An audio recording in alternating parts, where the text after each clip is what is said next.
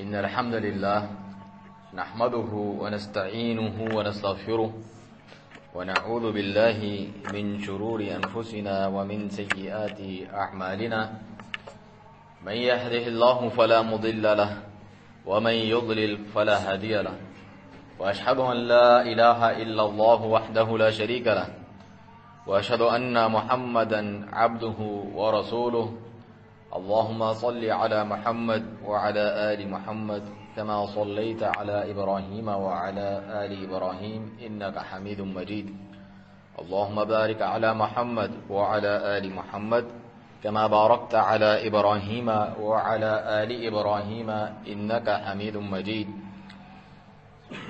أيها الناس اتقوا الله تعالى حق التقوى كما أمرنا الله بذلك في كتابه يا أيها الذين آمنوا اتقوا الله حق تقاته ولا تموتن إلا وأنتم مسلمون يا أيها الناس اتقوا ربكم الذي خلقكم من نفس واحدة وخلق منها زوجها وبث منهما رجالا كثيرا ونساء واتقوا الله الذي تساءلون به والأرحام إن الله كان عليكم رقيبا يا أيها الذين آمنوا اتقوا الله وقولوا قولا سديدا يصلح لكم أعمالكم ويغفر لكم ذنوبكم ومن يطع الله ورسوله فقد فاز فوزا عظيما ثم أما بعد ہر قسم کی بڑائی کبریائی پیارے کلمات اعلیٰ صفات اسماء حسنہ اور ہر قسم کی عبادات اکیلے اللہ وحدہ لا شریک کے لیے لائق اور زیبا ہے۔ وہ اکیلا عبادت کا مستحق ہے جس طرح وہ اکیلا رب العالمین ہے، اور اس کے پیارے نام اور اعلیٰ صفات ہیں جس میں کوئی اس کا شریک نہیں۔ ساتھ ہی ساتھ اللہ تعالیٰ کے تمام پیغمبروں پر، خصوصاً ان میں سے سب سے آخری اور افضل ہمارے اور آپ کے نبی محمد رسول اللہ صلی اللہ علیہ وسلم کی ذات گرامی پر، آپ کے صحابہ کرام پر بے شمار رحمتیں، برکتیں، اللہ سبحانہ تعالیٰ کے درود و سلام نازل ہوں اور ہمیں بھی ان کے طریقے پر چلنے کی توفیق عطا فرمائے، آمین یا رب العالمین۔ ایک مشہور و معروف بات عقیدہ آپ سنتے رہتے ہوں گے، واسطہ وسیلہ، اللہ کے ہاں وسیلہ اختیار کرو، توسل اختیار کرو، فلاں فلاں ہستی نبی ولی کے واسطے اللہ ہماری دعا قبول فرمائے، یا پھر ہم ان اولیاء بزرگوں سے محبت کرتے ہیں، ہماری ان تک بات جاتی ہے، ان کی اللہ تعالیٰ تک، یہ اللہ کے محبوب ہیں، یہ تھوڑی ہم ان کی عبادت کرتے ہیں نعوذ باللہ یہ کوئی رب ہیں یا عبادت کے لائق ہیں، بلکہ یہ واسطہ اور وسیلہ ہیں اللہ تعالیٰ تک ہمیں پہنچانے کا۔ اس طریقے کی باتیں آپ بہت سے فرقوں سے، شخصیات سے، لوگوں سے سنتے ہوں گے، جو ان کا اوڑھنا بچھونا اور باقاعدہ عقیدہ یہی ہوتا ہے۔ تو آئیے دیکھتے ہیں قرآن مجید میں اور رسول اللہ صلی اللہ علیہ وسلم کے حدیث میں وسیلہ سے کیا مراد ہے، کون سے جائز وسائل ہیں جو ہم اختیار کر سکتے ہیں اور کون سے ناجائز ہیں، تاکہ دین میں ہم پوری بصیرت پہ ہوں۔ وسیلے کا معنی عربی میں ہوتا ہے، یعنی جس طرح اردو میں ہم کہتے ہیں، اردو میں بھی وسیلہ ہم استعمال کرتے ہیں، وسیلہ ذریعہ، اس تک پہنچنے کا کیا وسیلہ ہے، کسی بڑے تک پہنچنے کا، اس کے نوکر جا کر وزیر کے ذریعے سے اس تک بات پہنچاؤں۔ تو توسل اور وسیلہ یہ ہوتا ہے ایک بڑی شخصیت تک آپ کو پہنچنا ہے تو اس کے درمیان اور اپنے درمیان کسی کو ذریعہ بنا دیں، کسی عمل کو ذریعہ بنا دیں، کسی بات کو ذریعہ بنا دیں، اس کی تعریف کرنے کو آپ ذریعہ بنا دیں، یا کسی شخصیت یا ہستی کو بھیج کر یا اس کا حوالہ دے کر اس کو وسیلہ بنا دیں۔ تو یہ اس کا لغوی معنی اور مفہوم ہے۔ اللہ سبحانہ تعالیٰ نے قرآن مجید میں 2 جگہ وسیلے کا لفظ استعمال کیا ہے، جیسا کہ فرمان باری تعالیٰ ہے سورۃ المائدہ میں کہ یا ایھا الذین آمنوا اتقوا اللہ، اے ایمان والو اللہ تعالیٰ سے ڈرو، اس کا تقوی اختیار کرو، وابتغوا الیہ وسیلہ، وابتغوا الیہ الوسیلہ، اور اس کی جناب میں وسیلہ اختیار کرو۔ تو جن لوگوں نے پہلے سے ہی اس قسم کے عقیدے بنائے ہوتے ہیں، یہ پیروں فقیروں مزاروں درگاہوں والے نبیوں اور ولیوں کو جو پکارتے ہیں اللہ کو چھوڑ کے مدد کے لیے اور کہتے ہیں یہ واسطہ اور وسیلہ ہے، ہمارا عقیدت ہے، وہ تو خوش ہو جاتے ہیں، الوسیلہ کا لفظ آ گیا بس بات ختم، اللہ نے کہا ہے وسیلہ اختیار کرو، اب ہمارا جو جی چاہے ہم کریں گے، کروائیں گے لوگوں سے. صرف لفظ کا آ جانا تو کافی نہیں ہے، اس کا معنی اور مفہوم بھی تو کتاب و سنت سے ثابت ہونا چاہیے کہ مطلب کیا ہے اس کا. چنانچہ اسی آیت کو اگر پورا پڑھ لیں، سمجھ لیں، تو اس میں ہی اللہ تعالیٰ نے اس وسیلے کی تشریح بھی کی کہ وہ وسیلہ کیا ہے. فرمایا وَجَاهِدُوا فِي سَبِيلِهِ لَعَلَّكُمْ تُفْلِحُونَ، اور اللہ کے راستے میں جہاد کرو تاکہ تم کامیاب ہو جاؤ. جہاد کرنا اللہ کے راستے میں کیا ہے؟ ایک نیک عمل ہے، بڑا اعلیٰ نیک عمل ہے، اللہ تعالیٰ کو محبوب ہے. تو نیک عمل کر کے اللہ تعالیٰ کا قرب تلاش کرو. الوسیلہ کا مطلب قرب تلاش کرنا، کسی بڑی ہستی اللہ تعالیٰ کا قرب تلاش کرنا، اس کے فرمانبرداری کے کام کرتے ہوئے. تو آیت کے شروع میں بھی اللہ کا تقوی اختیار کرنے کا حکم دیا جو کہ نیک عمل ہے، اللہ کو پسند ہے، اور آخر میں بھی اللہ تعالیٰ نے کامیابی کی ضمانت یہ بتائی کہ اللہ کی راہ میں جہاد کرو. تو یہ ہے وہ وسیلہ جو اللہ تعالیٰ نے خود بیان فرما دیا، نہ کہ جو لوگ عام طور پہ سمجھتے ہیں. دوسری آیت سورہ بنی اسرائیل میں فرمانے باری تعالیٰ ہے اولئک الذین یدعون یبتغون الی ربہم الوسیلہ، یہ مشرکین جن کو پکارتے ہیں، جن جو ہے بتوں، قبروں اور جو ہے اولیاء، فرشتوں، جنات، جن کو بھی یہ پکارتے ہیں، وہ تو خود جو ہے یبتغون الی ربہم الوسیلہ، اپنے رب کا یعنی اللہ تعالیٰ کا وسیلہ اختیار کرتے ہیں. کس طرح اختیار کرتے ہیں؟ یہ ان اولیاء کو پکار رہے ہیں، اولیاء خود اللہ سے دعا پکار کر رہے ہیں، یعنی اس کو وسیلہ سمجھتے ہیں اپنے نیک اعمال کو. اسی لیے اس آیت میں آگے فرمایا وَيَرْجُونَ رَحْمَتَهُ وَيَخَافُونَ عَذَابَهُ، یہ جو اللہ کے نیک اولیاء ہیں جن کو یہ لوگ پکارتے ہیں، وہ اللہ کی رحمت کی امید رکھتے ہیں اور اس کے عذاب سے ڈرتے ہیں. یہ دونوں کیا ہیں؟ دل کی عبادتیں ہیں، یعنی اللہ پر توکل، بھروسہ کرنا، اس سے امید رکھنا اور اس کے عذاب سے ڈرنا، خوف کھانا، خشیت. تو یہ وہ نیک اعمال کرتے ہیں. اِنَّ عَذَابَ رَبِّكَ كَانَ مَحْذُورًا، بے شک تیرے رب کا عذاب ڈرنے والی چیز ہے. تو اسی آیت میں اس کی تشریح آ گئی کہ وہ جن کو پکار رہے ہیں اللہ تعالیٰ کے سوا وسیلہ سمجھتے ہوئے، وہ خود اللہ تعالیٰ کے حضور وسیلہ اختیار کرتے ہیں نیک اعمال کے ذریعے، اور ان کو بھی یہی درس دیتے ہیں کہ تم بھی نیک اعمال کرو تاکہ اللہ تعالیٰ کے قریبی بن جاؤ. یہ نہیں کہ ہم تو نیک بنے، اللہ تعالیٰ کے قریبی بنے، اور تم ہماری عبادت شروع کر دو، ہمیں پکارنا شروع کر دو. یہ وہ جاہلیت کا اور مشرکین کا عقیدہ تھا جو آگے ہم ذکر کریں گے. تیسری جگہ الوسیلہ کا جو لفظ آیا ہے حدیث مبارک میں، جو صحیح مسلم وغیرہ میں ہے، کہ جب ہم اذان سنتے ہیں اللہ اکبر اللہ اکبر اشہد ان لا الہ الا اللہ، تو پھر رسول اللہ صلی اللہ علیہ وسلم نے فرمایا کہ اس طرح مؤذن کہتا ہے اس طرح کہو اس کے پیچھے پیچھے، اور پھر جو ہے میرے لیے اللہ تعالیٰ سے الوسیلہ مانگو. جو ہم دعا پڑھتے ہیں، یعنی کہا کہ پہلے یہ دعا پڑھو اللہم رب هذه الدعوۃ التامہ، اے اللہ اس کامل دعوت کے رب، یعنی جو توحید کی دعوت ہے وہ کامل ہے، اس میں کوئی شرک کی آمیزش نہیں، کوئی کمی نہیں. والصلاۃ القائمہ، اور اس قائم ہونے والی نماز کے رب آتی محمد الوسیلۃ والفضیلہ، تو محمد صلی اللہ علیہ وسلم کو الوسیلہ اور فضیلت عطا کر. تو عبداللہ بن عمر رضی اللہ عنہ نے پوچھا نبی صلی اللہ علیہ وسلم سے، میں نے آپ کو بتایا نا کہ بس آیت میں لفظ آ جائے تو اپنی مرضی کا عقیدہ پہلے ہی بٹھایا ہوتا ہے، خوش ہو جاتے ہیں کہ اس سے یہ مراد ہے. اسی طرح حدیث میں الوسیلہ کا لفظ آیا تو یہ خوش رہیں گے، اس سے ہم تو کہتے تھے وسیلہ اختیار کرو، لیکن نبی صلی اللہ علیہ وسلم جو تشریف فرمائیں گے وہی قابل قبول ہوگی، نہ کہ تمہاری باتیں. تو عبداللہ بن عمر رضی اللہ عنہ صحابی رسول نے، صحیح مسلم کی روایت ہے، پوچھا کہ ادھر جو ہے کیا مراد ہے الوسیلہ سے اے اللہ کے پیارے نبی صلی اللہ علیہ وسلم؟ فرمایا کہ یہ منزلۃ فی الجنہ، یہ جنت میں ایک منزلت کا نام ہے، ایک مرتبہ ہے جنت میں، اس کو الوسیلہ کہا جاتا ہے، جو اللہ کے صرف ایک بندے کو ملے گا. وَأَرْجُو أَنْ أَكُونَ أَنَا ہوا، اور مجھے پوری امید ہے اللہ تعالیٰ سے کہ وہ میں ہوں گا. جس طرح اللہ تعالیٰ قرآن میں فرماتا ہے کہ آپ کو ہم نے مقام محمود عطا کیا، جس پہ سارے اگلے پچھلے رشک کریں گے کہ نبی صلی اللہ علیہ وسلم کو مقام محمود عطا کیا گیا، الوسیلہ عطا کیا گیا، الکوثر، کیا کچھ اللہ سبحانہ تعالیٰ کی طرف سے فضائل آپ کو عطا کیے گئے. تو اس سے معلوم ہوا کہ وہ وسیلہ نہیں ہے جو لوگ سمجھتے ہیں کہ محمد صلی اللہ علیہ وسلم، نبی پاک صلی اللہ علیہ وسلم کو پکارو اور کہو کہ اللہ کے ہاں وسیلہ ہے، کیونکہ دعا تو عبادت ہے. یہاں پھر اللہ سے دعا کرو پیارے نبی کے واسطے وسیلے، یہ مراد نہیں ہے، بلکہ جنت میں ایک مقام ہے. تو ان آیات اور احادیث سے آپ نے الوسیلہ کا معنی اور مطلب دیکھا، اس سے کہیں بھی وہ مراد نہیں ہے جو ہمارے ہاں عام رواج پا گیا ہے. بلکہ جس وسیلے کے یہ قائل ہیں وہ تو شرک ہیں. جتنے بھی دوار میں مشرکین گزرے ہیں انبیاء کرام کے دور میں، اللہ نے رسولوں کو بھیجا ان کی ہدایت کے لیے، وہ اللہ تعالیٰ کو تو رب، خالق، مالک، رازق سب مانتے تھے، لیکن اللہ کی عبادت میں غیروں کو شریک کرتے تھے، یہی کہتے ہوئے کہ ہم تو اللہ کے گنہگار بندے ہیں، ڈائریکٹ براہ راست اللہ تعالیٰ تک کیسے پہنچ سکتے ہیں؟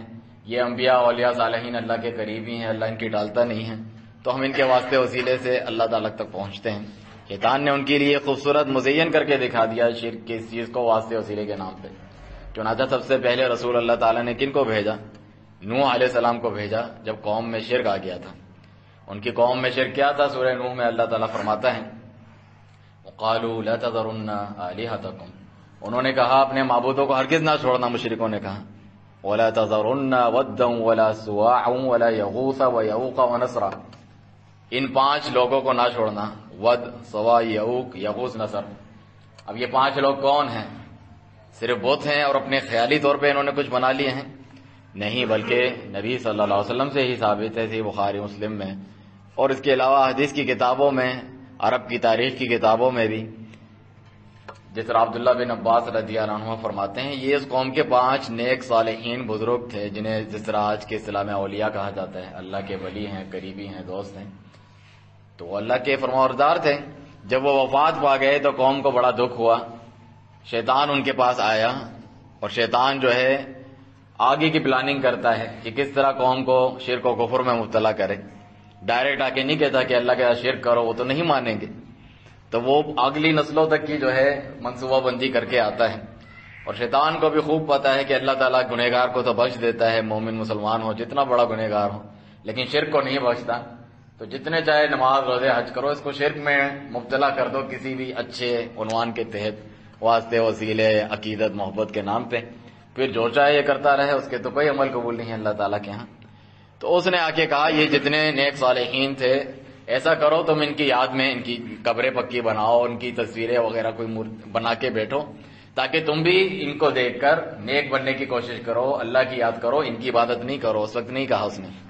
ایک نسل چلے گئی، دوسری نسل چلے گئی، اور علم جاتا رہا. حدیث کے الفاظ ہیں علم جب کم ہو گیا پھر شیطان نے آ کے کہا پتہ ہے یہ کیا کرتے تھے تمہارے جو باپ دادے گزرے، ان کے ساتھ یہ جو تصویریں ہیں، یہ جو قبریں ہیں، یہ ان کی اللہ کو چھوڑ کے عبادت کرتے تھے، منت مانتے تھے، نظر نیاز، قربانی، سب کچھ جو اللہ کی عبادت کے کام ہے، تاکہ یہ خوش ہو جائیں، اللہ کے پاس سفارش ہو، تمہارا بیڑا پار ہو جائے.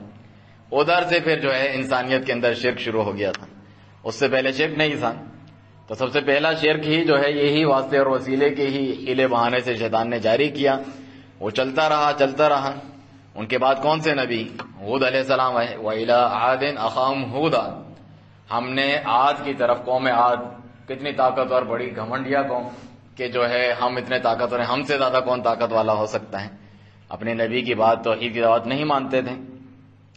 تو ان کے جا کر بھی سب سے پہلے یہی دعوت دی، یا قوم اعبدوا اللہ ما لکم من الہ غیرہ، اے میری قوم ایک اللہ کی عبادت کرو، اللہ کے سوا کوئی تمہارا معبود بنائے جانے کے لائق نہیں ہے. ان انتم الا مفترون، تم نے افطرا اور جھوٹ باندھا ہوا ہے.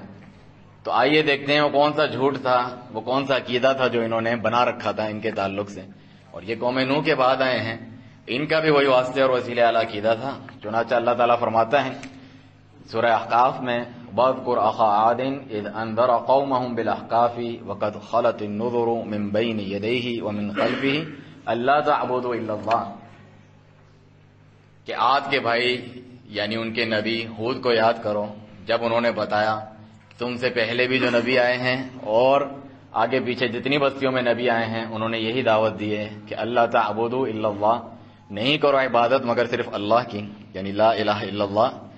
انی اخاف علیکم عذاب یوم عظیم، میں تم پر بہت بڑے دن کے عذاب سے ڈرتا ہوں جو اس شرک کی وجہ سے آ سکتا ہے. پھر اللہ نے اس عذاب کا ذکر کیا، بادل آئے، ان پر عذاب آیا. اس کے بعد آخر میں اللہ تعالیٰ کیا فرماتا ہے؟ وہی ان کا جو مفترون میں نے ذکر کیا کہ افطرا اور جھوٹ انہوں نے عقیدہ باندھا ہوا تھا، اس کا اللہ نے ذکر کیا.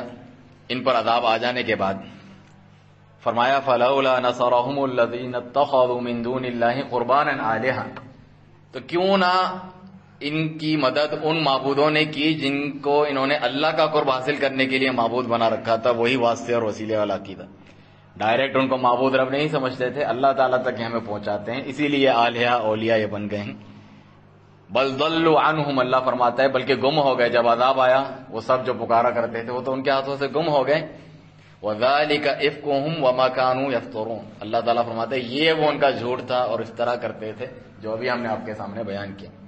تو بعد کی قومیں بھی یہی عقیدہ رکھتی تھیں، جتنے بھی نبی رسول آئے آخر تک اللہ تعالیٰ کے آخری نبی خاتم النبیین محمد رسول اللہ صلی اللہ علیہ وسلم کے دور میں بھی جو کفار عرب تھے، کفار قریش وغیرہ، ان کا بھی یہی عقیدہ تھا، لات منات عزا جو ان کے اولیاء اور صالحین کے نام تھے۔ تو ان کے تعلق سے اللہ تعالیٰ کیا فرماتا ہے؟ الا للہ الدین الخالص، انہیں بھی توحید کی دعوت، دین خالص کر کے اللہ تعالیٰ کے لیے اپناؤ، جس طرح فرمایا فادعوا اللہ مخلصین لہ الدین، دعا کرو اللہ سے مگر خالص کر، پاک دعا ہو، اس میں کوئی اس قسم کی شرک کی ملاوٹ نہ ہو۔ فرمایا والذین اتخذوا من دونہ اولیاء، جنہوں نے اللہ کے سوا اور اولیاء بنا رکھے ہیں، ان کے پاس کیا دلیل اور حجت ہے؟ وہ کہتے ہیں ما نعبدہم الا لیقربونا الی اللہ زلفی، جو پہلے کے لوگوں نے کہا تھا وہ بھی یہی کہتے ہیں، ہم ان کی عبادت نہیں کرتے مگر صرف اس لیے کہ یہ اللہ تعالیٰ کے نزدیک ہمیں پہنچا دیتے ہیں، وسیلہ واسطہ ہے اللہ کے قرب حاصل کرنے کا، اصل مطلوب کون ہے؟ اللہ تعالیٰ ہے ان کا مطلوب، رب بھی وہ اسی کو مانتے ہیں، لیکن ہم جو ہیں ڈائریکٹ اللہ تعالیٰ تک نہیں پہنچ سکتے، اسی لیے ان کے وسیلے سے ہم مانگتے ہیں۔ تو اللہ تعالیٰ نے ان کی جو یہ دلیل ہے اسے قبول کر لیا نہیں، فرمایا ان اللہ یحکم بینہم فیما ہم فیہ یختلفون، جس چیز میں اختلاف کر رہے ہیں اللہ قیامت کے دن اس میں فیصلہ کرے گا، اور دنیا میں بھی کتاب کے ذریعے بتا دیا اللہ نے۔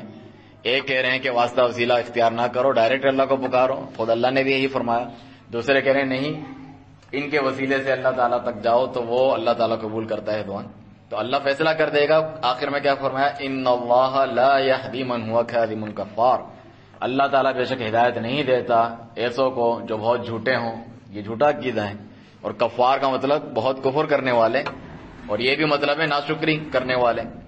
شکر گزاری تو یہ ہے کہ اللہ عز و جل جو مالک ہے، جو القوی ہے، جس نے جو الرحمن الرحیم ہے، الوہاب ہے، عطا کرنے والا ہے، زمین آسمان کے خزانے اس کے پاس ہیں، اور وہ اعلان کرتا ہے کہ مجھ سے ڈائریکٹ مانگو میں تمہیں دوں گا۔ وقال ربکم ادعونی استجب لکم، تمہارے رب نے حکم دیا سب کو مجھ سے دعا کرو، ضمانت بھی دی کہ استجب لکم، میں تمہاری دعا قبول کروں گا۔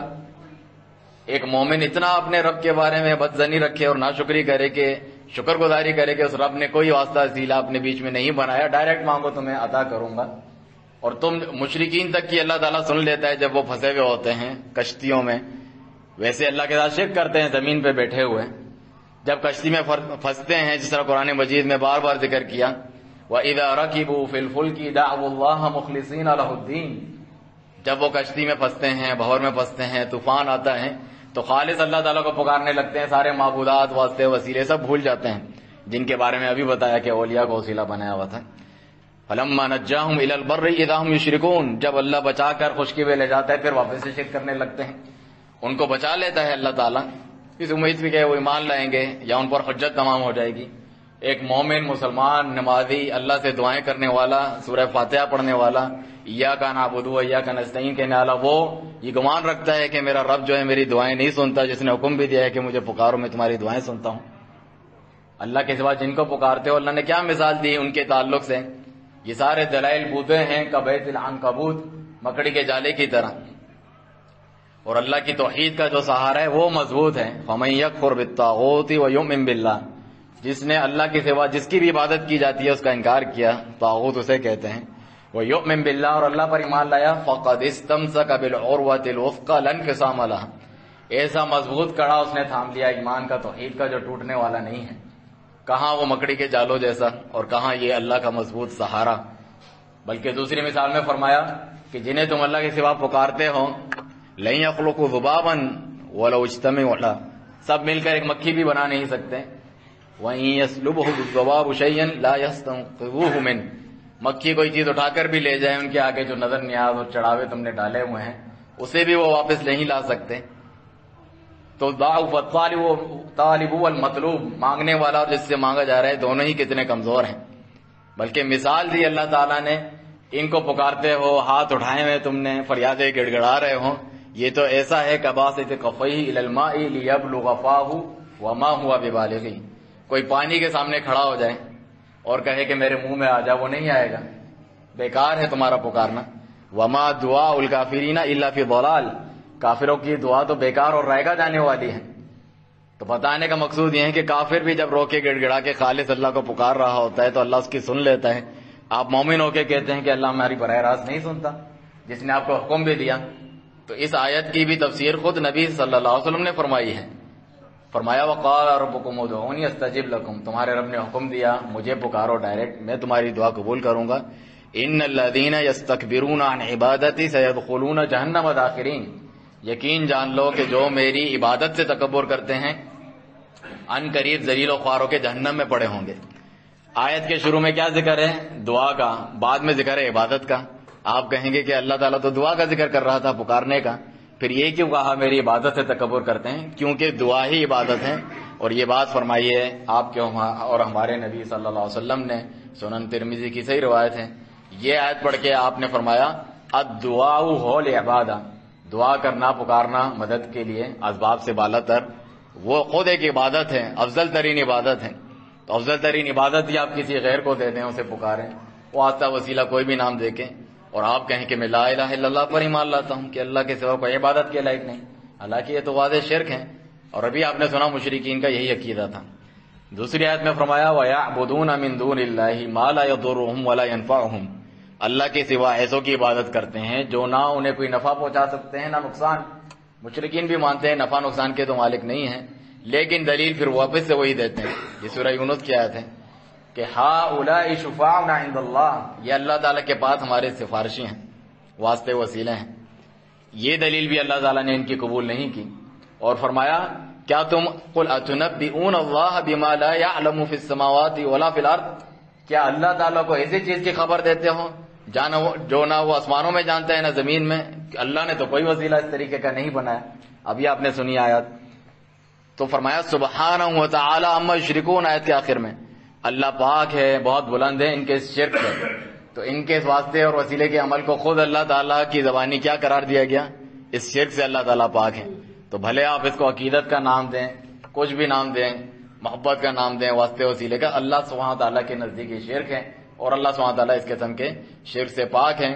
بارک اللہ لنا ولکم فی القرآن المجید ونفعنا وإیاکم ما فیہ من الآیات والذکر الحکیم واستغفروہ انہ هو الغفور الرحیم۔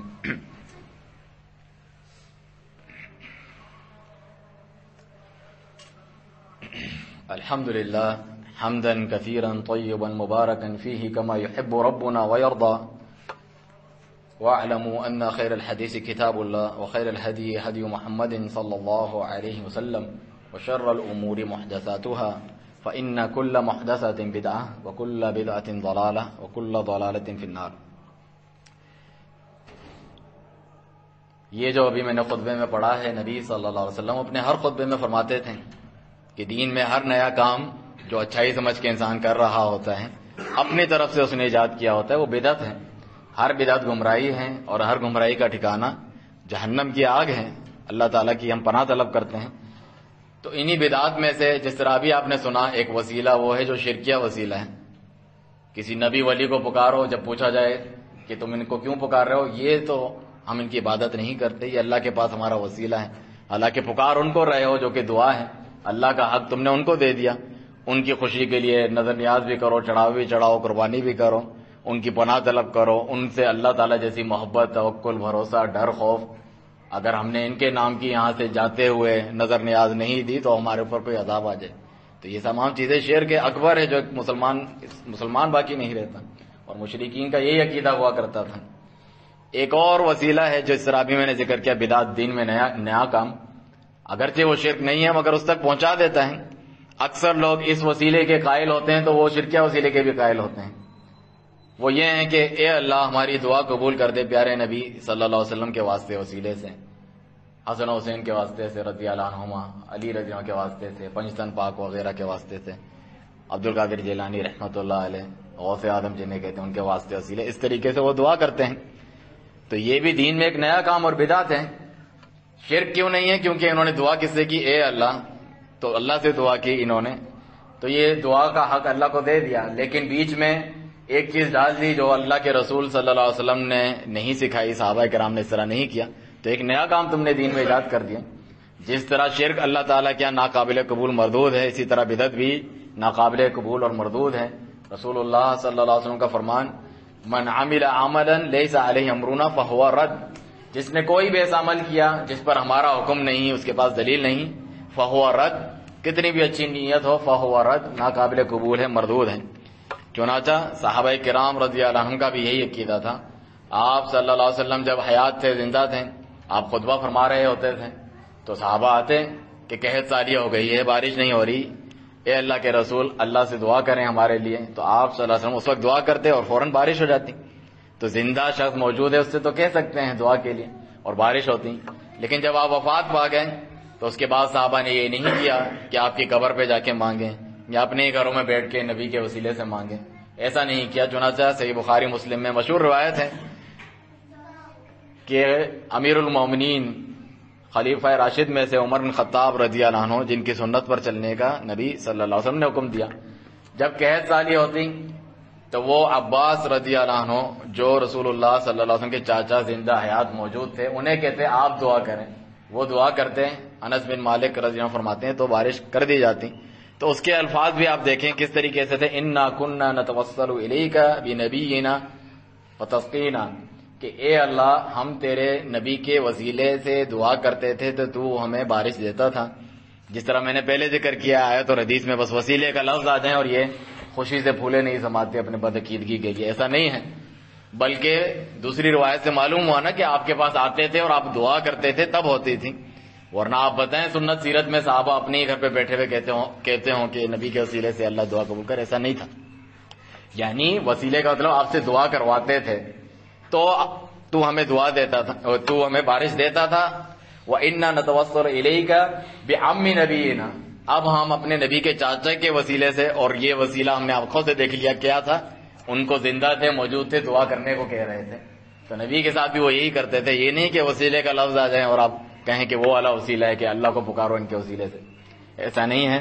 تو پھر ہمیں بارش دے، تو اللہ تعالیٰ نے انہیں بارش دی۔ تو صحابہ اور نماز استسقاء جو بارش کی دعا ہوتی ہے، آپ کو پتا ہے کہ اس میں سب موجود ہوتے ہیں میدان میں جا کر، تو کسی نے اعتراض نہیں کیا، کسی صحابی نے یہ کیا کر رہے ہیں، چلیں نبی صلی اللہ علیہ وسلم کے روضہ مبارک قبر کی طرف، ادھر سے ان سے جا کے مانگتے ہیں، ان کے وسیلے سے مانگتے ہیں، ان سے جو کم درجے کے ہیں بعض ان کو آپ کیوں لائے ہیں، کسی نے اعتراض نہیں کیا، سب کا اجماعی عقیدہ یہی تھا۔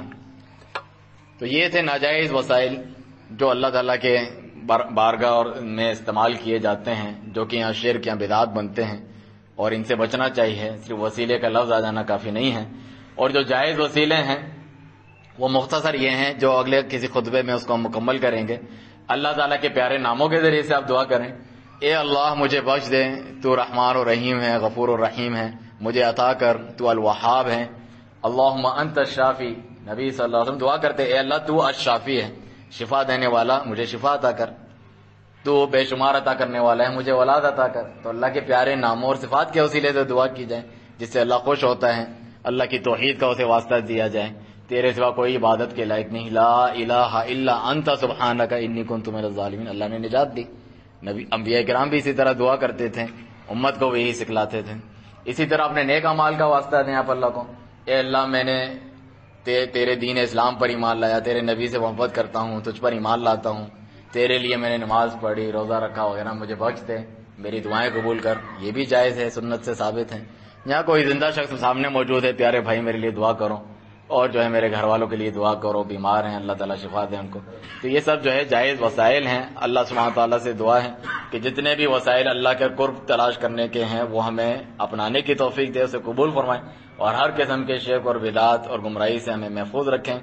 ایک اہم اعلان ہے کہ ہمارا مرکز مکتبہ سلفیہ G13 اسلام آباد میں، اس میں انشاءاللہ آج جو ہے مغرب کے بعد سے ایک کانفرنس شروع ہو رہی ہے، جس میں ہمارے شیخ ابو خدیجہ عبدالواحد حفظہ اللہ جو برطانیہ سے تشریف لائے ہیں، وہ خطاب فرمائیں گے 3 دن کے لیے، 24، 25 اور 26 جمعہ اور ہفتہ مغرب کے بعد، اور اتوار کو عصر کے بعد جو ہے درس ہوگا۔ اگرچہ وہ انگریزی زبان میں ہے لیکن ہم اس کا انشاءاللہ خلاصہ اردو میں بیان کریں گے۔ اس کے علاوہ ہماری حوصلہ افزائی بھی ہوگی، آپ آئیں گے وہاں پر، وہاں مکتبہ ہے، لائبریری ہے، ربنا آتی کو اجر و ثواب سے نوازے۔ ربنا آتنا فی الدنیا حسنہ وفی الآخرۃ حسنہ وقنا عذاب النار. ہم اللہ تعالیٰ کے پیارے ناموں اور اس کی اعلیٰ صفات کے وسیلے سے دعا کرتے ہیں کہ اللہ سبحانہ تعالیٰ جہاں جہاں مسلمان پریشان حال ہیں، مغلوب ہیں، مظلوم ہیں، عورتیں، بچے، بوڑھے، اللہ سبحانہ تعالیٰ ان کی داد رسی فرمائے، ان کو نجات عطا فرمائے، ان کے دشمنوں کے مقابلے میں انہیں فتح و نصرت عطا فرمائے. جو بیمار ہے اللہ سبحانہ تعالیٰ انہیں شفا عاجلہ کاملہ نصیب فرمائے. جو ایمان کی سلامتی میں اس دنیا سے جا چکے ہیں اللہ سبحانہ تعالیٰ ان کی مغفرت فرمائے. سبحان ربک رب العزۃ عما یصفون وسلام علی المرسلین والحمد للہ رب العالمین.